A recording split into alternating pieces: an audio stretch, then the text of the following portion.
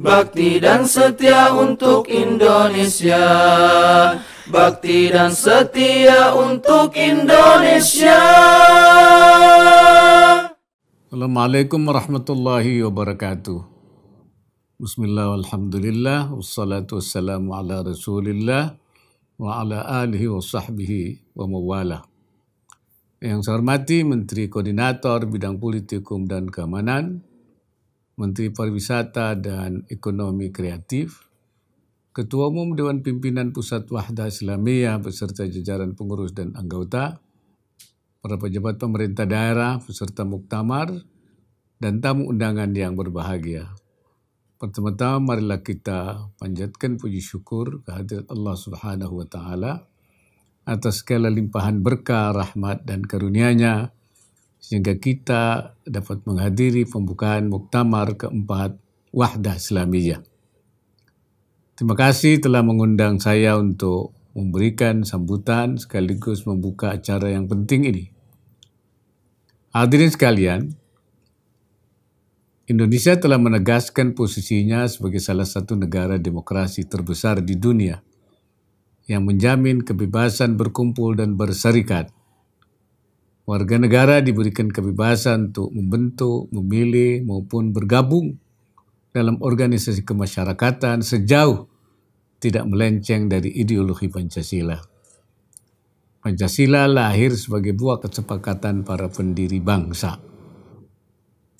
Karena itu saya menamakan Pancasila ini sebagai kesepakatan Al-Mitsaq Al-Watani, kesepakatan nasional yang menjadi titik temu atau istilah yang terkenal itu menjadi kalimatun sawa di antara kita semua bangsa Indonesia yang harus kita jaga. Hal ini harus dijaga terus demi keberlangsungan dan kemaslahatan bersama. Setiap sila di dalamnya mempersatukan segala bentuk keberagaman Nusantara yang sejatinya telah ada jauh sebelum Republik ini dibentuk. Karena itu juga saya menamakan bahwa negara ini adalah negara kesepakatan atau Darul Mitsaq. Oleh karena itu masalah hubungan antara agama dan negara, Islam dan Pancasila, menurut saya sudah selesai sejak terbentuknya Negara Kesatuan Republik Indonesia NKRI yang berdasarkan Pancasila. Dengan demikian, masalah tersebut tidak perlu lagi kita perdebatkan lagi. Ke depan justru yang harus kita lakukan adalah bagaimana kita menjaga umat. Himayatul ummah yang merupakan mayoritas dari bangsa ini. Saya kira itu penting ya. Jadi cukup jumlah umat ini cukup banyak, 87%. Artinya mayoritas bangsa ini sudah cukup bagaimana kita menjaga ini, ya, dan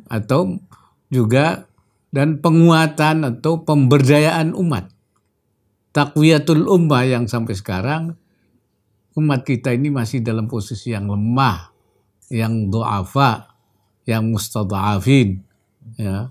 Karena itu ini yang harus kita kuatkan. Ini kerja kita. Daripada kita berdebat, yang sebenarnya itu hanya menghabiskan energi kita.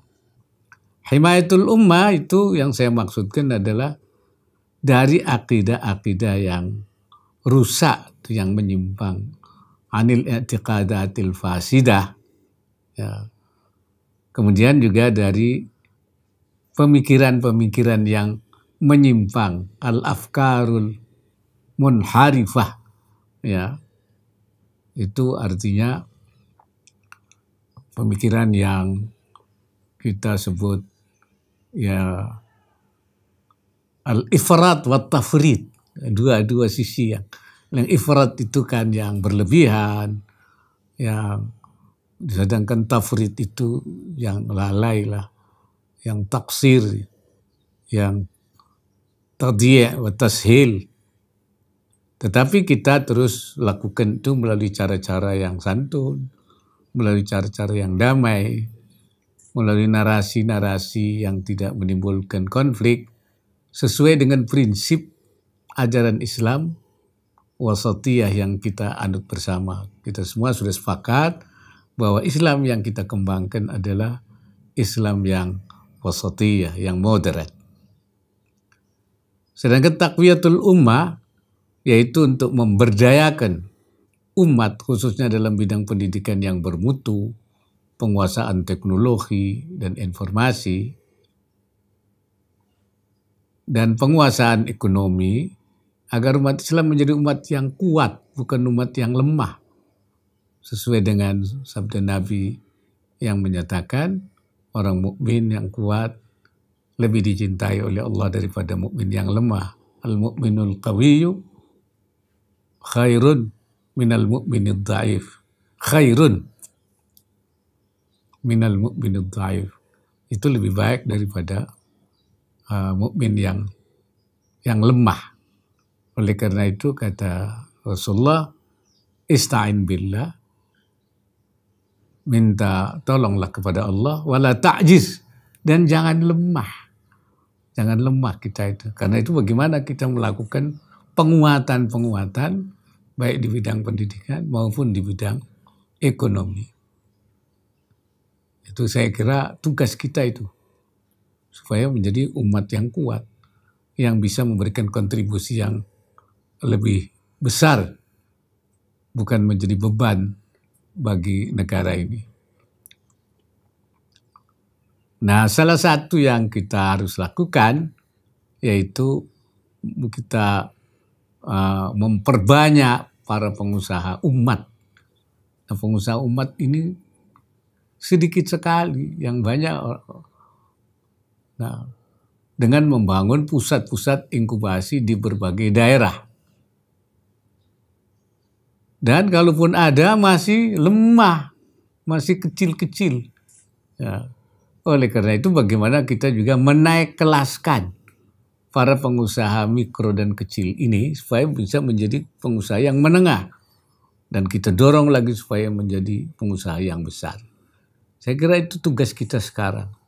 Kalau kita ingin kuat, ingin besar, ingin berperan, ingin menjadi faktor, bukan hanya sekedar menjadi fakta di dalam kehidupan kita berbangsa ini. Dan kita semua tahu bahwa para da'i kita dulu, ya, di samping mereka sebagai pendakwah, menyampaikan dakwahnya, tapi juga mereka juga merangkap juga sebagai para pedagang.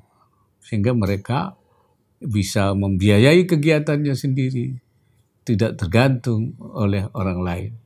Nah, ini saya kira kemandirian kita sebagai umat ini harus kita bangun kembali dan tidak mengandalkan bantuan, pertolongan orang lain.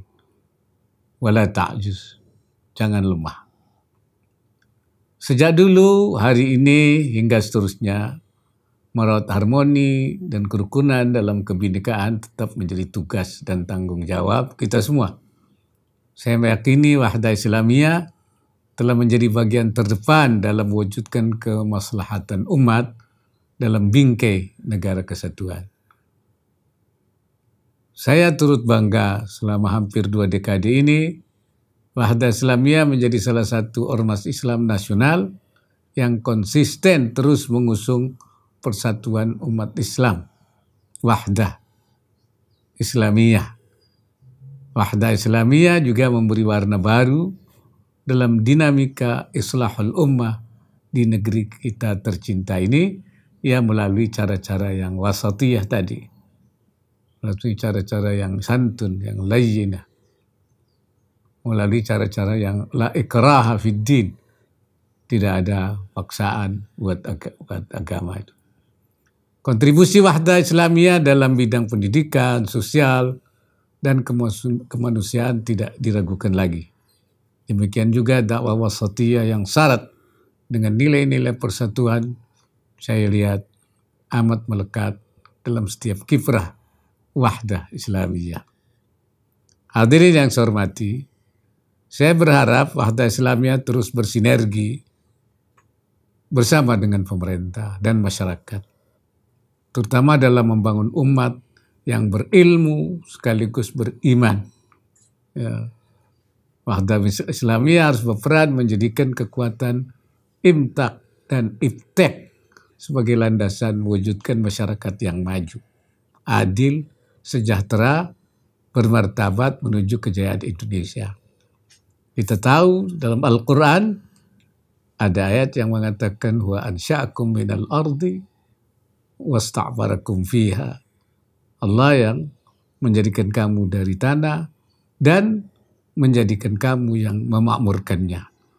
Nah, ulama mengatakan bahwa untuk imaratul ardi itu adalah harus ada kunci-kuncinya. Harus ada mafatihul imarah, asbabul imarah. Baik di bidang nanti ekonomi, di bidang industri, di bidang perdagangan. Salah satu kunci penting itu adalah sumber daya manusia yang memiliki, yaitu menguasai teknologi, ya, ilmu pengetahuan dan teknologi, iftek itu. Itu saya kira, oleh karena itu penguasaan iftek, kalau menurut keterkaitan ayat itu, bukan hanya sekedar kebutuhan, karena untuk memajukan, tapi bagi kita adalah amrun diniyun, syar'iyun, ta'miriyun lil ard. Ya. Merupakan urusan agama dalam rangka yang sesuai syariah, yang dalam rangka memajukan atau memakmurkan bumi. Ilmu dan takwa tidak boleh kita pisahkan. Ibarat dua sisi mata uang. Penguasaan ilmu, pengetahuan yang benar justru akan semakin menuntun kita pada keimanan. Keduanya merupakan pegangan setiap insan, Muslim tentunya lebih utamanya itu, dalam mengarungi kehidupan di tengah berbagai tantangan zaman. Kembali saya mengutip firman Allah Subhanahu wa taala dalam Al-Qur'an yang menyatakan yarfa'illahu alladhina amanu minkum walladhina utul ilma darajat.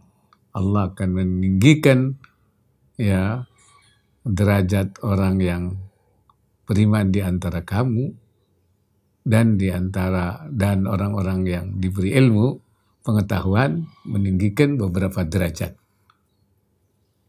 Hadirin yang berbahagia, saya mengenal Ustadz Kiai Haji Muhammad Zaitun Rasmin dengan sangat baik, terutama ketika mendampingi saya saat saya menjadi Ketua Umum Majelis Ulama Indonesia, bahkan hingga saat ini pun masih bersama saya di dalam kepengurusan Dewan Pertimbangan Majelis Ulama Indonesia. Kepemimpinan beliau telah menghadirkan Wahdah Islamiyah sampai ke seluruh wilayah Indonesia. Peran dan partisipasi nyata seperti inilah yang diperlukan bangsa ini agar kebinekaan Indonesia tetap utuh dalam tautan persatuan. Kita kuat karena bersatu, maka segala hal yang mengancam persatuan harus dihindarkan demi maslahat yang lebih besar untuk umat dan bangsa. Harapan saya muktamar keempat Wahdah Islamiyah dapat menghasilkan berbagai kebijakan internal organisasi yang terbaik, serta membuahkan rekomendasi yang berkualitas sebagai tawaran solusi makharij, ya, untuk kemaslahatan umat, bangsa, dan negara. Akhir kata dengan mengucapkan Bismillahirrahmanirrahim, muktamar keempat Wahdah Islamiyah saya nyatakan secara resmi dibuka. Semoga Allah Subhanahu wa taala memberikan inayahnya dan meridai kerja besar kita untuk mewujudkan Indonesia yang maju, untuk mewujudkan baldatun thayyibatun wa rabbun ghafur. Terima kasih. Wallahul muwaffiq ila aqwamit thariq. Assalamualaikum warahmatullahi wabarakatuh. Bakti dan setia untuk Indonesia. Bakti dan setia untuk Indonesia.